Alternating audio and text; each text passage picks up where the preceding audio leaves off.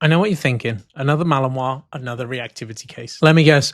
I bet his name's Loki. Well, yeah, you'd be right. This is Loki, the Malinois, and yes, he's reactive. But if you know me, you'll know this breed has my heart. So any chance I get to help one of these dogs, I'm taking it. Today, I'm going to walk you through the exact protocol I use to take Loki from this to this. Simple, effective, and something you can use too. Plus, I'll point out a few things you might be doing with your own reactive dog that might seem helpful, but are probably making things much worse. Tell me about him, mate. What's going on? So we got him probably when he was about 8 months old from Dogs Trust. All right, okay, yeah. And at first, yeah, he was all right. Yeah. Never been walked on a lead before. Yeah. So roads, he had the classic like chasing cars, bikes, etc. Gotcha. He was fine with dogs at first, so I didn't really have much interest. Okay. Football's more Wasn't so. interested at all. Well, was interested. The fixation we didn't realise at the time was Gotcha. leading to it. And then dogs, it's just slowly, progressively got worse. Yeah. Okay. And then the redirections got worse. So we went onto a prong collar with the old trainer. Yeah. Didn't realise he was redirecting. Gotcha. So the prong then started the redirection. So then that's why we went to the slip. People fine, kicks off in the car in the boot. Yeah. If you drive past and the dog's walking away or you're driving, Yeah. you don't kick off. If you stop at traffic lights and the dog walks to it, you're going to get a kick off in the car. Gotcha. Current walks and situations, like how are they looking like on a day-to-day? Micromanaged. Gotcha. So normal walks, we do a couple of the similar walks. We've got a couple of outs, so different Gotcha. lanes we can go, we can turn back. We've always got an out. And you kind of just look, you're scanning for dogs at all points and you're like, Constant. fucking I hope the dog doesn't rock up. Yeah. Exactly. What's the worst he's got you and a redirection? On a redirection? Yeah. I've been bit. Yeah. Yeah, I got a scar. What would be like dream picture for you guys? Just to not worry. Yeah. Just to not worry to walk him. And stop micromanaging. Yeah. You just want to enjoy him and take like the stress out, right? Just want to get out and go and do whatever with him. And not go, right, we can't go to a cafe, we can't go on this walk because we can't go on the canals, for example. All right, sound. I'll just take him for a lap around the field, make acquaintance with him, show him some dogs, see what he does. And is that all right? Yeah, cool. Sound? Be good. Good boy. Come on, big man. Thanks. See you in a bit. Bye, mate. Hi guys, while I've got you, if you want to make even more use of all the information inside this video, then you're going to want to definitely download our Behavior Bible. If you click the link in the description, it will give you everything you need to train a dog from crazy reactive to totally neutral and free roaming, just like Loki. Download the Behavior Bible. And second to that, I just want to thank everyone that has supported this channel so far. We now are able to give 100% of the money away from YouTube that they pay us for your views to a dog charity. And so this week or this month, it was Westside Bullies. I want to get it right. If I haven't got it right, I'll make sure I put the right business name in the description as well. And so if you do me a favor and subscribe to this channel, you will literally be helping out other dogs all around the world. Like I said, every penny that YouTube give us for this video is going to charity. So I just want to thank you furthermore for all your support and enjoy the rest of the video. So we've got Loki in, the 4-year-old Malinois. He's come from a rescue at quite a young age and his reactivity's developed over time. Mum and dad have tried lots of different training, and to be honest, they've done a really good job. It's probably just at the point where kind of a more intensive approach, and I don't mean intensive like we have to put excess pressure on the dog. I mean intensive where he needs like a little bit of reset from life. Enough exposure towards other dogs, like in a controlled fashion, is gonna kind of bring him in the right direction. Very typical of this type of dog. Super high prey drive, triggered by movement. He's gonna be a little bit defensive. Just textbook Malinois, textbook reactivity. He has redirected. It sounds like Travis 2.0. Of course, I have an affinity for this type of dog. I think they're great and I want to see them kind of living at their full potential. And I just want to make a note here. Up until this point, he's been on a prong collar. He's been on a slip lead. He's been muzzled and e-collar. So he's been exposed to all the tools. Whether or not we've given the dog the appropriate understanding of those tools up until now is something we'll find out later. However, of course, like I'm going to think about utilizing these tools. We have the age-old, him going onto the prong collar, we think has made the reactivity or redirecting worse, which is quite typical with the prong collar. Just like I did with Travis, my mission over the next couple of weeks or so is, firstly, how do I give this dog more freedom? How do I give him more freedom to make better choices? And I'll be honest, probably going to be the e-collar. Hop onto e-collar training, condition the e-collar properly, make sure I can give him more freedom. The more free a dog is when they're making hard choices, the quicker the process is going to be, but the more likely he's going to make good choices as well. So give him freedom, let him be a Malinois. Don't want to fucking be traipsing around on the short lead at all times. What happens to so many people, as it might have happened with you guys at home, is your dogs develop some sort of reactivity, and because of they've developed reactivity, you limit in what you can do with them, so then exercise needs aren't met as well as they probably could be. They're going to get more frustrated. Dogs become then more novel because they're like once in a blue moon thing as opposed to like an everyday thing. And so really, like, treating reactivity in a nutshell, or how we treat it, is what we call micro-dosing prediction error.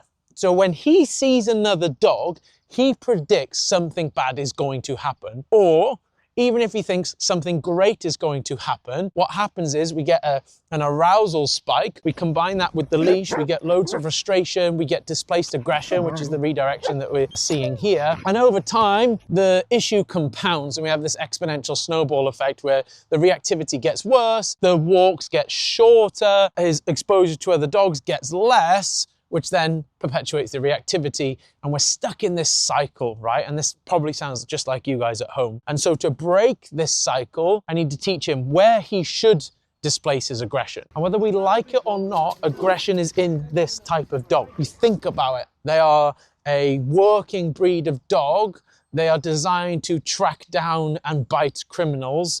Of course, aggression is going to be predisposed in there. Otherwise, we'd be seeing Labradors used as military and working dogs, which we don't, because there's less aggression predisposed in that type of dog. And so we have to take him and respect him for what he is. And that is a dog that will have a propensity to occasionally show aggression. And to be honest, that's all dogs, because of their hunters, scavengers, predators. They wouldn't have made it this far through evolution if there wasn't a bit of aggression in there. Now, dogs like our Malinois, there's more aggression in there, and that could be towards people, other dogs, so on and so forth, or just like a general aggressive side to them. And so we must respect him for what he is and not look to suppress that over and over and over.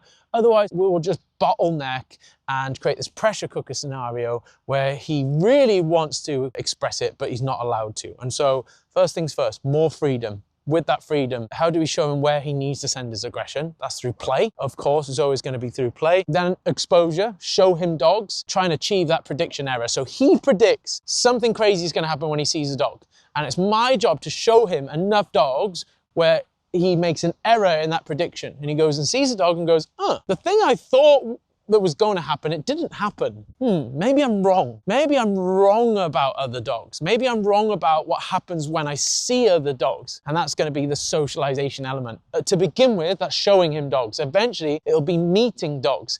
And we really want to reduce the novelty in which he sees dogs. So, perfect example, Travis, the other Malinois we did a case study with. He now couldn't give less of a shit around other dogs. I'll throw up a video here of how he's doing recently around other dogs. He sees another dog now and is just like, oh, it's a dog. You see my dog Ranger over there lying down in the cafe. There'll be 50, 100 dogs passing through our center today, and every single one he sees, he'll be like, oh, it's a dog. So unnovel. It's just like the grass, the air, the trees, the wind. Like, I've seen a million dogs before. Nothing exciting ever happens. So what? But with our reactive dogs, because of as a safety precaution, we take them away from other dogs become more novel, and they become incredibly then stimulating for our dog. So we need to prepare him away from other dogs to tolerate seeing and being exposed to other dogs. And then over time, if we get enough reps in, and it's my job to get enough reps in, the dog will get to a point where he's like, oh, it's a dog. Because if he can be exposed to cars enough and he gets over cars, we can do it with dogs. He just needs enough exposure. But how do we get there? How do we get there? Freedom via the Ecollar. A yes, a no. So I like it when you do that around dogs. I don't really like it when you do that around dogs. And it's not the case that I like it or not. It's what's constructive to socialization, right? Barking, lunging, growling isn't constructive to socialization. So I'll teach him a no. I'll teach him a yes. Once we have both of those things, I'm ready to start showing him dogs. Once he's able to tolerate dogs at a distance, we'll add in some obedience, loose lead walk, a place command. We'll already have the recall, so that bit's sorted. And then aim of the game is essentially taking all we have, copy and paste in as many different places and with as many different dogs as we possibly can. So he goes, I'm expecting to see other dogs, but when I see another dog, it's no big deal. All right, so that's going to start as of today. My protocol for when I bring a dog in and introduce him to my life, my dogs, work, and so on and so forth, is just make friends. What I don't want to do is start showing him dogs and start stringing him up and fucking bollocking him and all the rest of it. That's probably just going to make things worse. I'm just going to validate all of his feelings. There is certainly a time and place to tell the dog, cut the shit. You're not allowed to do that. I don't want to be doing that day one when I've got a clean slate with the dog. I want him to realize we are on the same team. And I'm only going to do that initially by just hanging around with him. Hey bud, let's just chill together. You want to go and sniff? I'll sniff. You want to cuddle? Let's have a cuddle. We'll start on the food drive stuff. We'll start with play.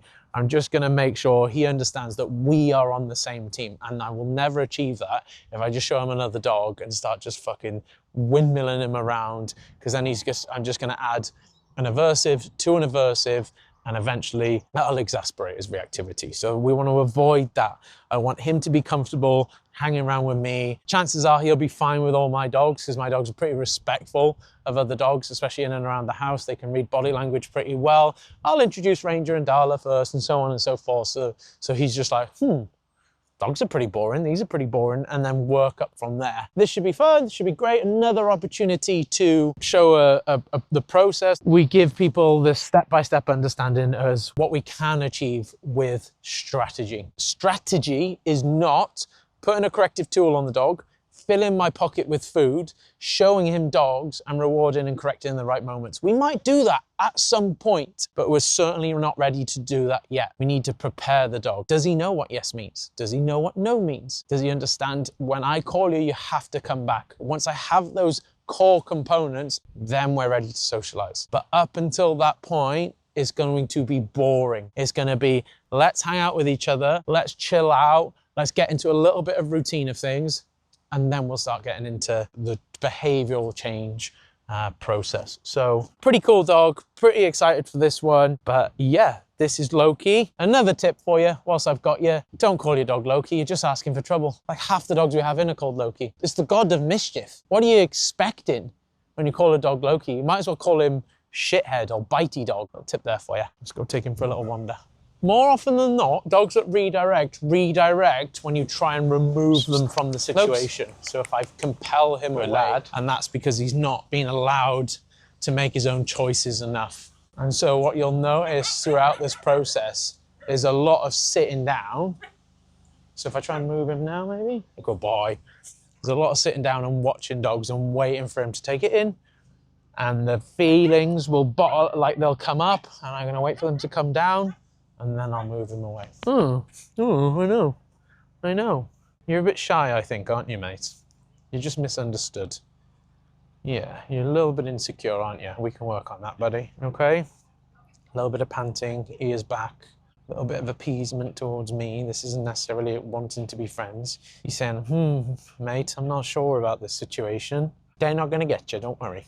What I could do now is throw him in a group class. I could put a prong collar on him, and I could just punish the hell out of him for reacting. That's not going to do anything for the long-term progress, and he'll look like, in that first session, a fixed dog. And while there is a time and a place to tell a dog, hey, cut the shit, what's more important is we work on how the dog feels as well. And this is why the dog training industry and as a whole isn't doing any favors towards any dogs, because if one dog trainer saying like, just squash it out the dog, and the other dog trainer saying like, let the dog do whatever he wants and just reward him when he's right. Whereas like the answer is truly in the middle. Show him other dogs, allow him to process his feelings, work on his lifestyle, make sure his needs are being met, make sure like he's genetically having that scratch itched, which is super important for this type of dog. And when it comes to a time and a place to then start giving him feedback, by all means, I will say, hey, you're not allowed to bite me, right? But we're just not there yet, all right? And so what am I looking at from the dog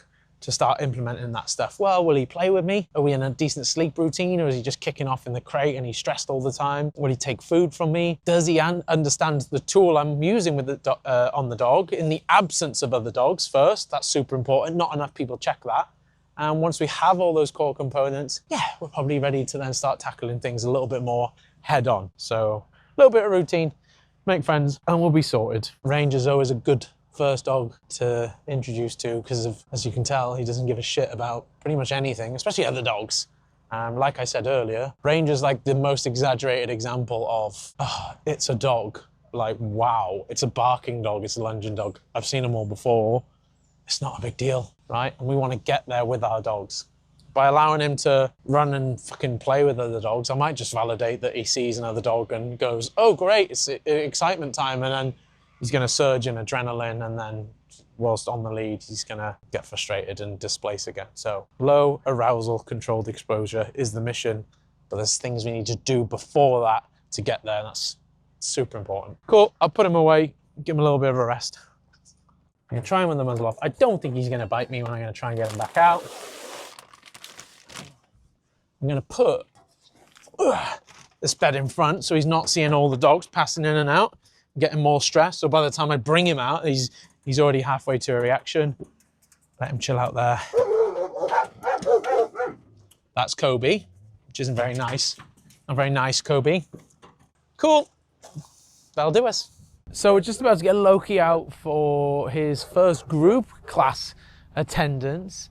Up until this point, the recipe to get here has been exactly the same, making sure he's fulfilled. We've taken the edge off him by giving him some freedom, letting him explore, letting him be a dog. Seldom do we ever want to go straight to exposing our dog, our reactive dog, to other dogs without making sure we've met their needs first. And I've created so much content on this, we have to make sure that our dog's genetic makeup of being a dog is met before we expect them to be a pet. Because if we just suppress them into trying to be a pet, you'll quickly find that you're trying to put a square peg in a round hole. And so just me taking him out and exposing him to other dogs, well, he's a super pent up, frustrated Malinois that doesn't know what to do, is super important. So again, up until this point, needs have been met. I've taught him a yes, I've taught him a no. I've done a little bit of loose lead walking, but really not much. And now we're ready to start some dog-on-dog exposure. And I'm more confident now that it's going to go well versus a week ago on day one. Again, all I focused on at this point is getting him off leash, letting him have a bit of freedom, letting him kind of be exposed to my dogs. And now we're going to see how he tolerates being on lead around a bunch of other dogs that are working through their reactivity as well. So it's going to be a little bit harder for him. Again, my dogs, when they're around dogs that I'm working with around the house and so on and so forth, they're really well mannered. They're not going to eyeball, they're not going to create any conflict or start any fights or anything like that. So I wouldn't want to say, oh, he's great around dogs now just because he's been around my polite dogs. Here's the real test. Can he tolerate it around other dogs that may be sharing similarities in body language and so on and so forth? So we'll grab him out and we'll get to work. Okay, I'll shift my focus to Loki now. Yes. Oh, look at that. Look at that. Yes. When I'm starting with a dog like him, that has a propensity to be, you know, essentially hyper reactive, redirecting, like really blowing up, going crazy and all the rest of it, I don't really want to start with much obedience. I just want to start with feedback.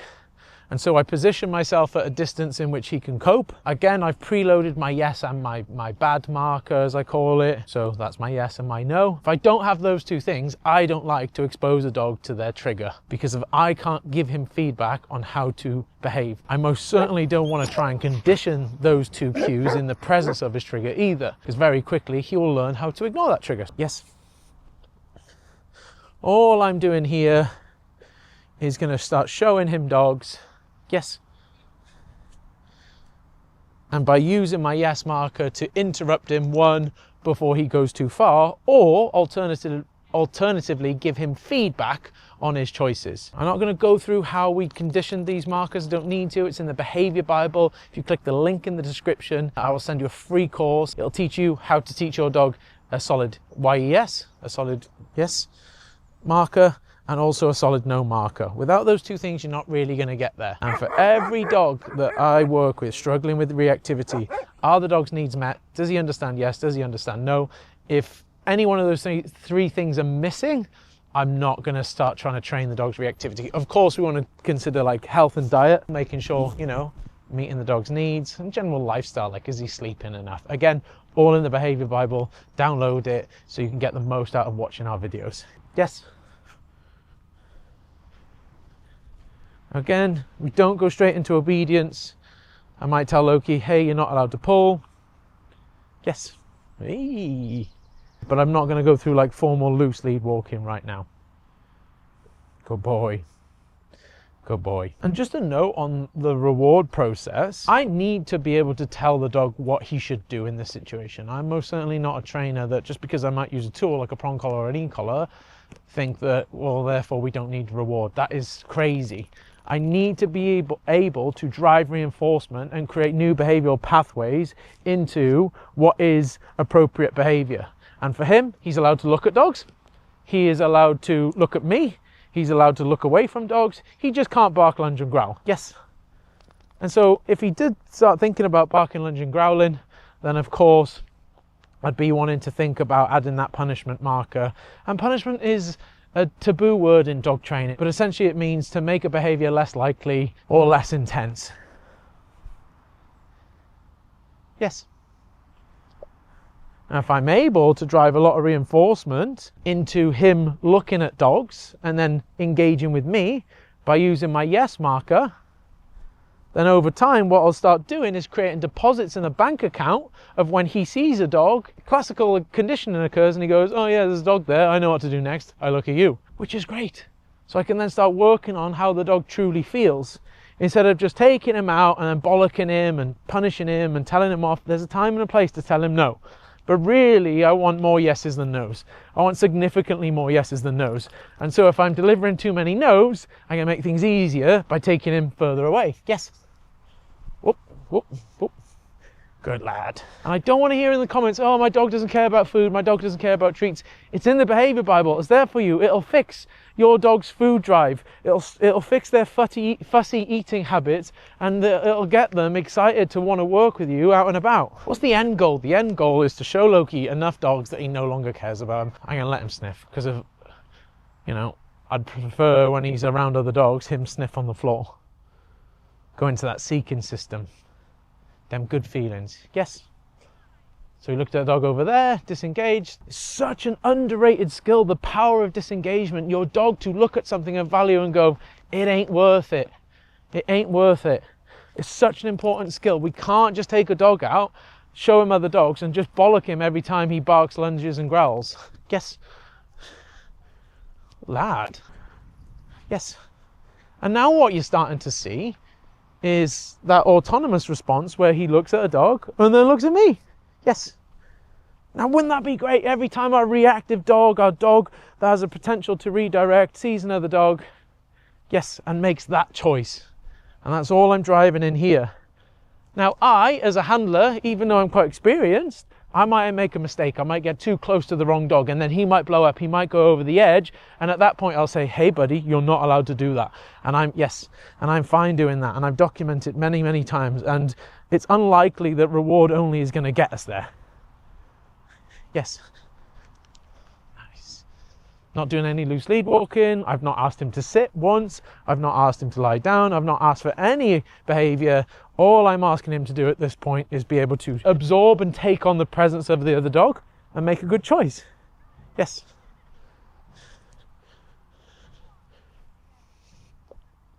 We can go a bit closer. Oh, that was fancy. Yes, we like a bit of that, don't we? And now we jackpot. Your dog is a little dopamine addict, right? And so, when we're using rewards, occasionally, and I'll really simplify it here, but occasionally we want to add in a jackpot, a reward event like you just saw, a prolonged reward that is more valuable than just one piece of kibble. So I don't need high value treats. What I do is I increase the volume of reward and duration of reward. Yes. So most part, I'm just going to mark yes, pay him out with one piece.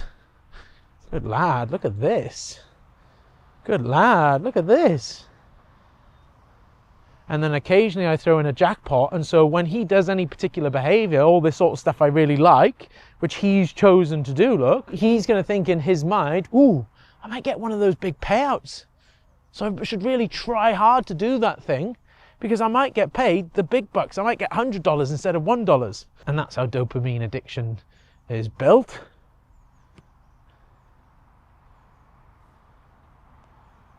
by implementing intermittent reward or variable reward, sorry. Sometimes he gets one piece, sometimes, yes, he gets a big jackpot.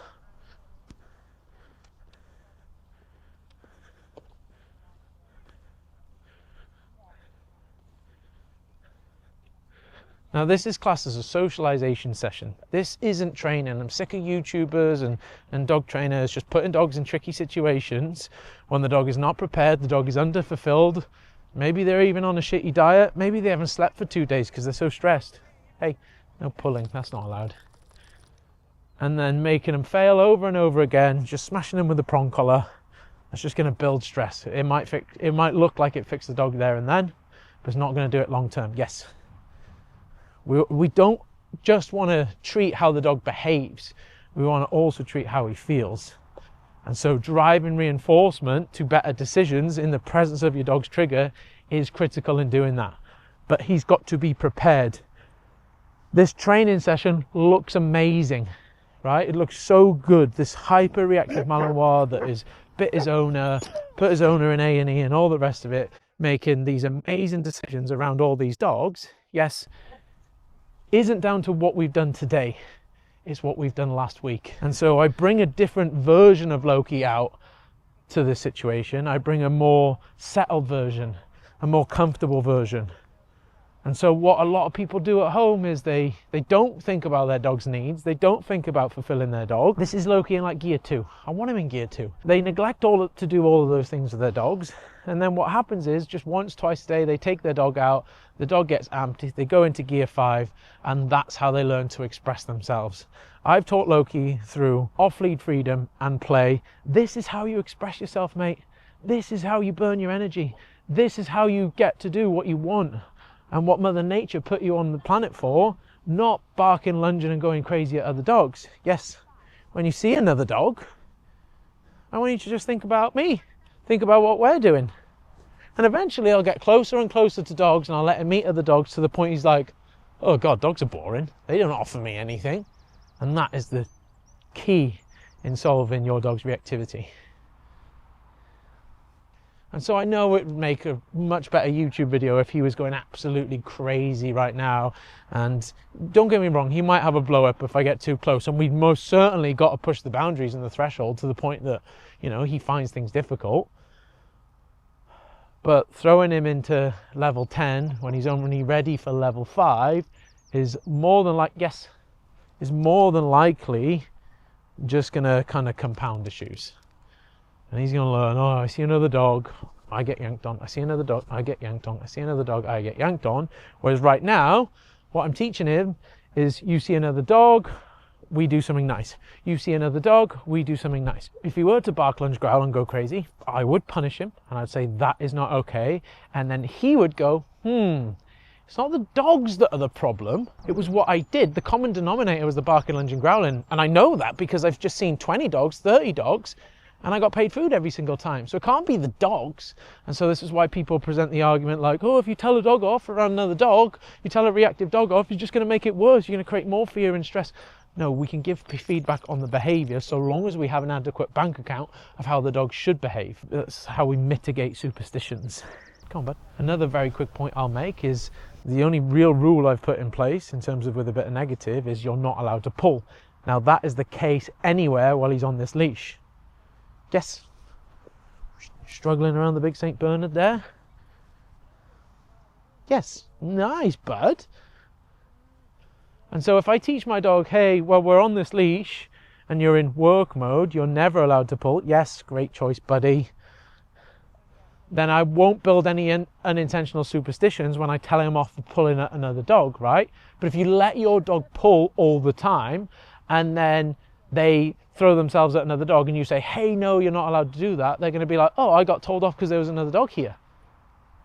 Hopefully that makes sense. So pulling's not allowed regardless on this leash, whether it's for a dog, cat, squirrel, blade of grass, to piss on my van wheel, hey, bad. No, bad.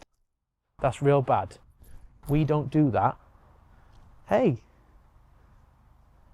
bad. What are you doing?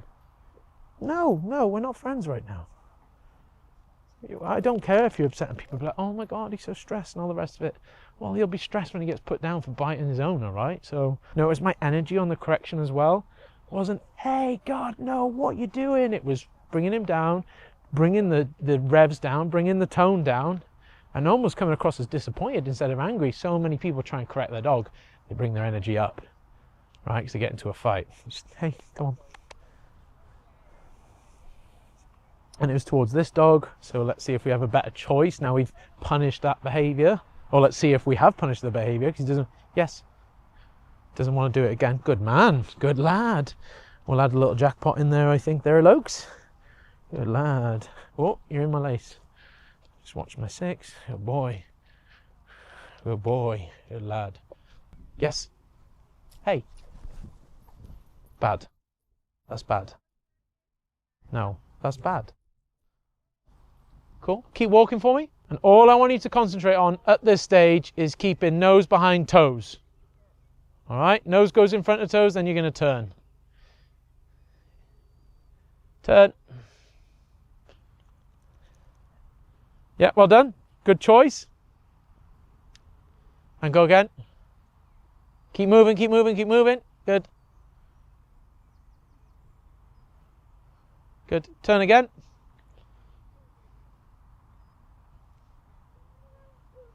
That's it. Yes. Good lad, good lad, good lad. Now I don't mind a couple of tellings off because we've had a couple of good reps too. Yes. And remember, the punishment isn't there to teach the dog, hey, don't ever do that again. How dare you? I'm the boss and you're my dog and you should never do that. It's to say, it's to take behaviors off the menu, to create opportunity for me to reinforce safer behaviors. Because him redirecting is not safe. Good man. Now we're making good choices. Now we're making good choices. And sometimes it requires me to take a behavior off the cards to create opportunity, yes, for better choices.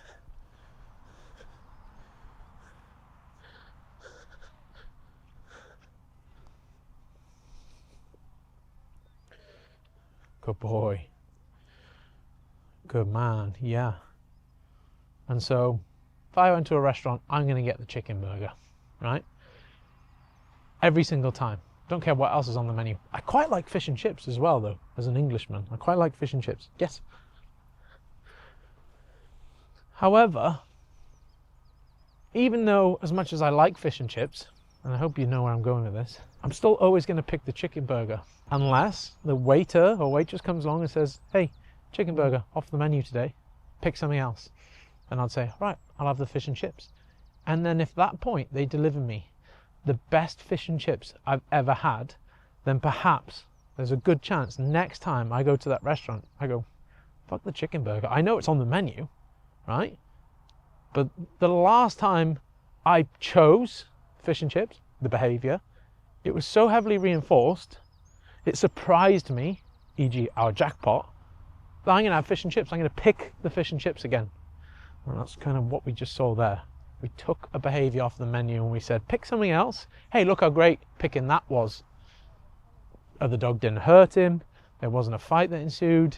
He got paid out for ignoring the dog. Brilliant. And that's what punishment is, taking things off the cards.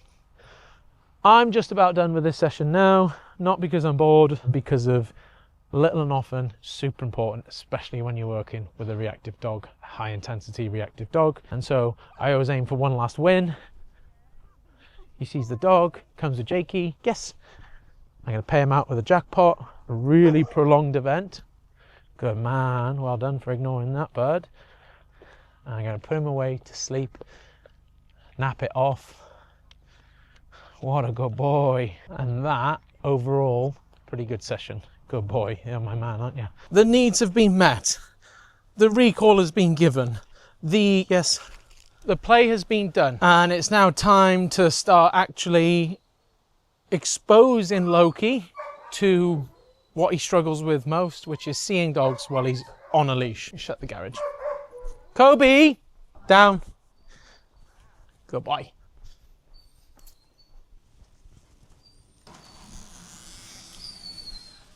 Okay. Good lad.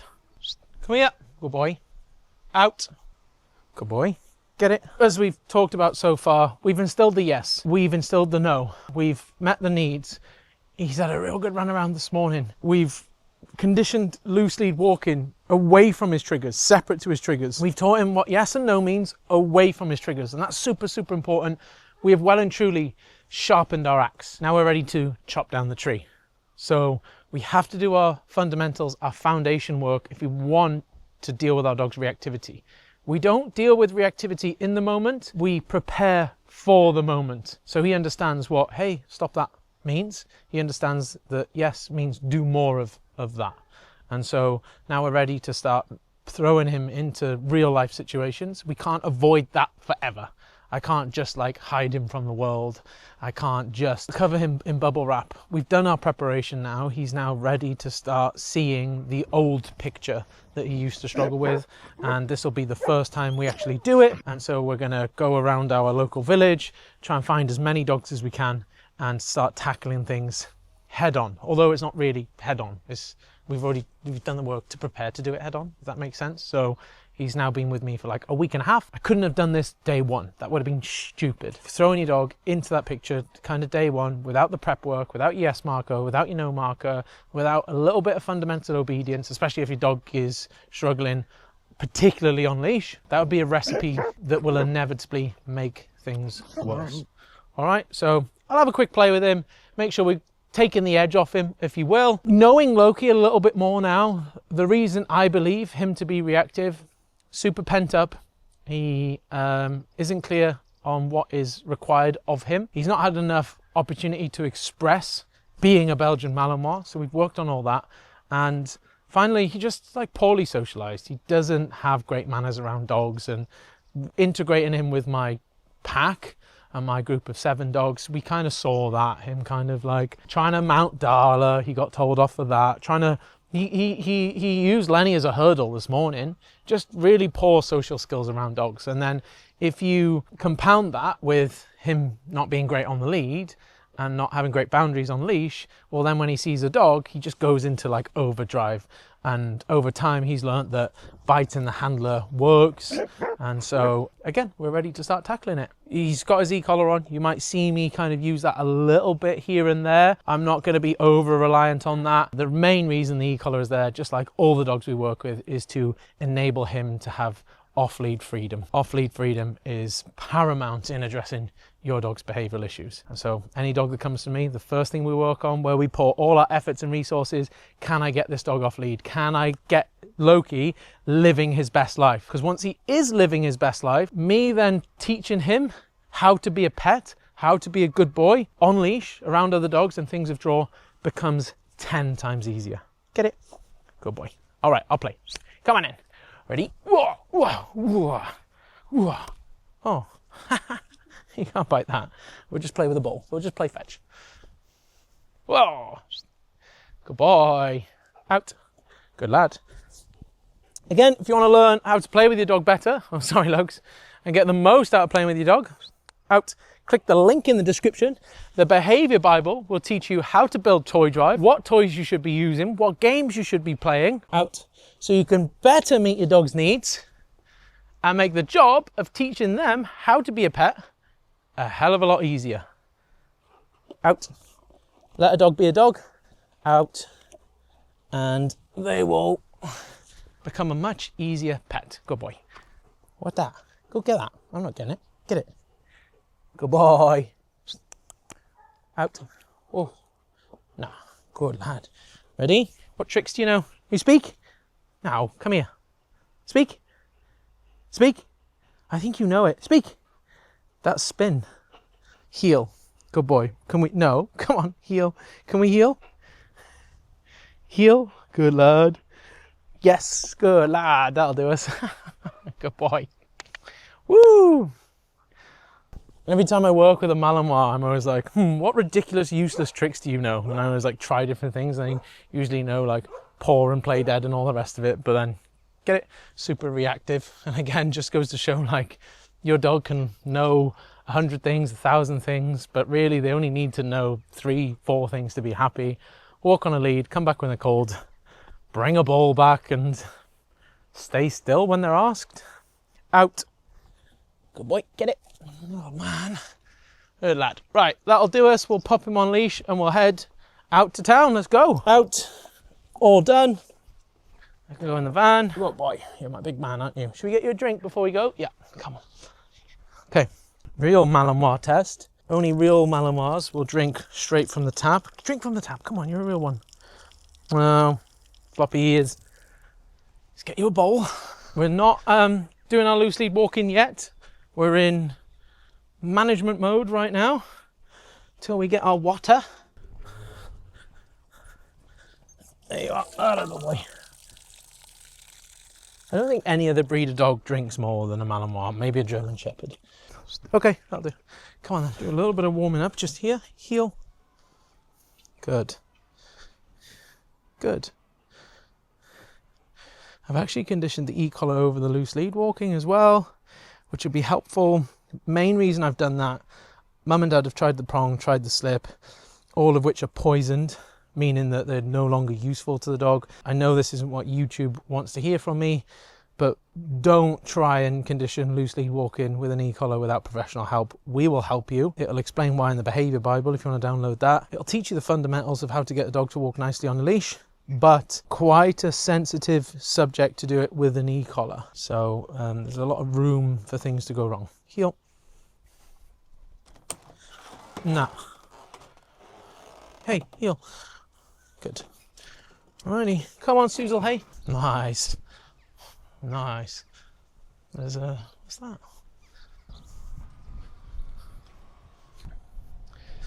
Lokes, spin. Yes. Show him that I've got the good stuff for when he's a good boy.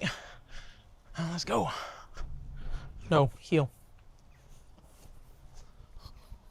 Now what I've got to do, even in the absence of other dogs, is make sure that I am holding him to the heel. Hiya, all right, sorry, heel. Even when there's no dogs around. So I need to instill that boundary there, like, hey, we're walking nose behind toes, even when our trigger's absent. And a lot of the big mistake people make is they let the dog run around and pull willy-nilly left, right and centre, and then only try and instill rules when there are other dogs present. Good man. Right, let's go find some dogs.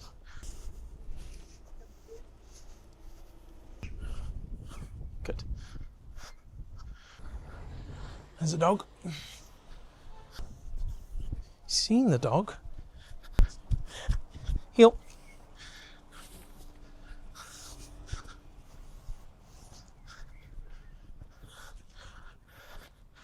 We look at the dog. We see the dog. Yes. Sorry, mate. Sorry. You all right? Training. Yeah, a little bit. Okay, that dog's now gone. Find another dog. We're nearly on it. Come on. Okay, dog coming this way, straight on. That's like the hardest. I'll go on the road. That's like the hardest picture for Loki. So the dog's gonna pop out here in a second. See the dog? Yes. And we move, or we mark, move and pay. Sorry. There's another dog. Yes. See another dog. Oh, what a good boy.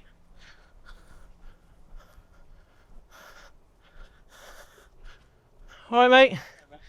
Just doing a bit of training. He's a bit of a knob around other dogs, so just using you as a stooge if you don't mind. That's fine. Nelson might not even notice it. Yeah, that's what we're after. Yes. Good lad. He's all right, yeah, he's all right. He's, yeah. Can sometimes have a bit of a wobbler. No, that's bad. No, that's bad. You don't bite me either. That's real bad. No, that's real bad. Don't do that. You mind if I just follow you for a couple of steps, mate? Is that all right? Just so I don't want him to like have a big wobbler. No. And this is where I, hey, no. That's bad. Don't bite me. Yeah, that might be it. That's all right. Yeah, that's all right. Thanks, mate. Hey, you don't do that.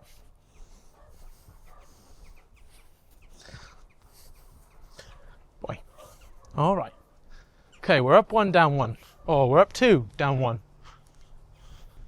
He's just got that real desire to want to bite as soon as he sees another dog. It's so hard because if we want to be setting up our dog for success, but how do we do that in real life with this dog popping around corners and things like this? Easier said than done. I'll find another dog. Come on.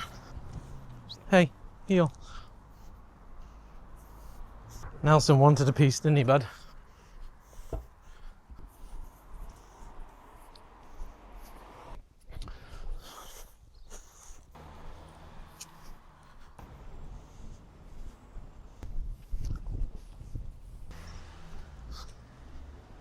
We're going to sit and wait for dogs. We've not had much luck finding many dogs. And so we've camped up. We're going to wait for dogs. And the reason I like doing this, so we can dictate the distance to set him up for success. Instead of like bumping into dogs. I can hear some dogs over there. All right, good. Good lad. And it's a bit warm, isn't it? It's not too warm though. Loki is bitten his way out of these tricky situations, and you can tell. As soon as you tell him off and say, hey, you can't do that, you can feel the teeth clattering. There's a dog. Heel. Yes. Ready? Spin. Yes. It's a bit shit, but we'll take it, won't we, bud? Yes. Nice choices. Last choice was punished. Create room and opportunity for better choices, which have been rewarded. That dog's gone. We're going to sit down and wait for another dog. Is that the same dog? Yeah, she's going to the post office. Let's see if he can hold her down. I'm not going to start good. I'm not going to start micromanaging him and like preemptively saying, don't do it, don't do it. I'm just going to let things pan out. What I can do here. Yes, catch him before he goes. Good lad. Good lad. Good lad. Good boy. Spin. Spin. Yes. Very cute dog. Good. Use a different marker here. My good marker is keep doing what you're doing. My yes marker is finish doing what you're doing. Come to me. Go on. Go on. Down. Good lad. Your dog struggles with head-on-head interactions. This is the format in which you need to do your sessions. Go find dogs, do a little bit of work around the dogs, and move on. Yes. Good lad. Clever boy. Oh, we'll sit down and wait for another dog. I don't think he cares about that one anymore. Down. There's a little shit over there. Okay. You're kicking off like fuck. Nothing really. We'll walk alongside him for a little bit. Yes. Lad. Oh, he's being a bit naughty. I don't want to cause disruption to others. Yes. Hiya, you alright? Yes. Good lad. Good boy. Yes. Lad. Good lad. Good lad. What a good boy. Just conscious of him biting me in the dick. We don't want that. That would be really bad. That dog's going to come around that corner in a second, so we're going to cheat a little bit. And again, I don't want to cause any undue stress to the pug. However, shit got to be done, hasn't it, Lokes? Spin. Spin. Yes, crappy spin. That's okay. You don't need the spin, by the way, guys. Good boy. Good boy. Heel. Okay, we're going to go back to camp, find another dog. I'll be honest, I think I probably made a mistake too close too soon with Nelson the Labrador back there. Hiya, you alright?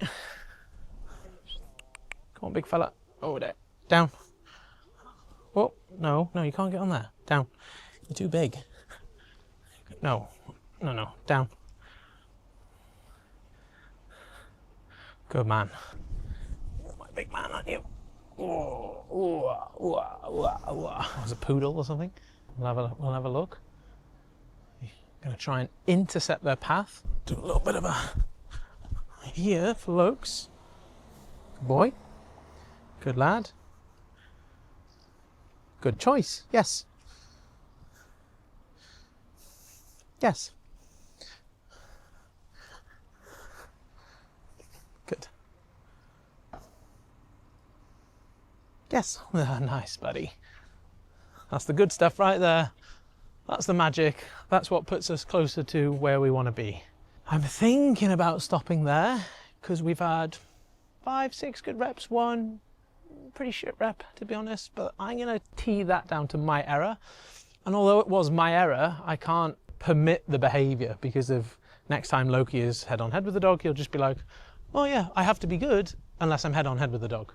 And so that's why I intervened, come in with the punishment and said, hey, you can't do that, almost got bit, blah, blah, blah. Not good on my behalf, not good on his behalf. I will like fully just put my hands up, heel. Good lad.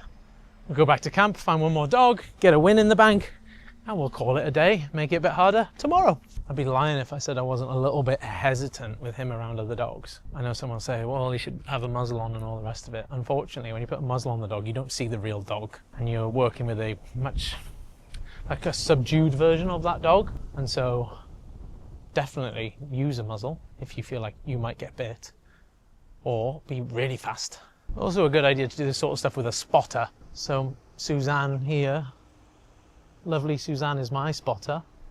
And so she can give me a heads up if, you know, a dog pops up or whatever. When you're trying to work on your dog's reactivity, you have to remember the ability for them to not act on their impulses is like a muscle, and it's got finite energy.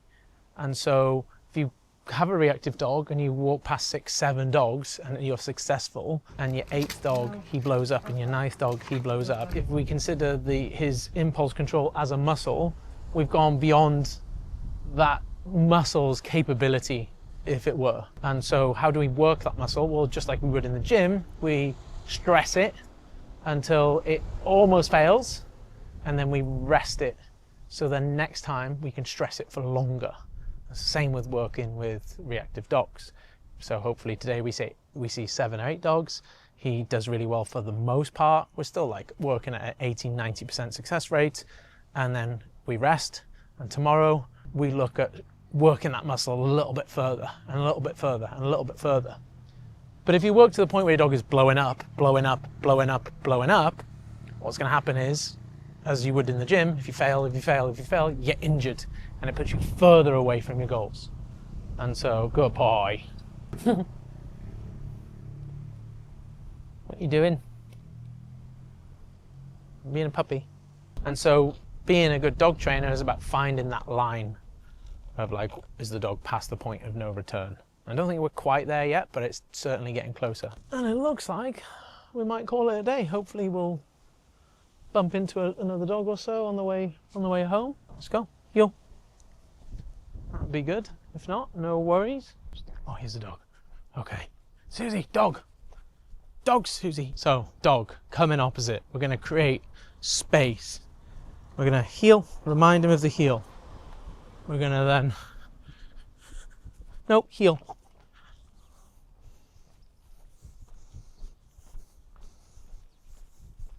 Good. Yes. Good lad. Good lad. And we'll jackpot that one because that was hard. Good lad. What a boy. Another dog. They're like buses. Nah, heel. Good boy.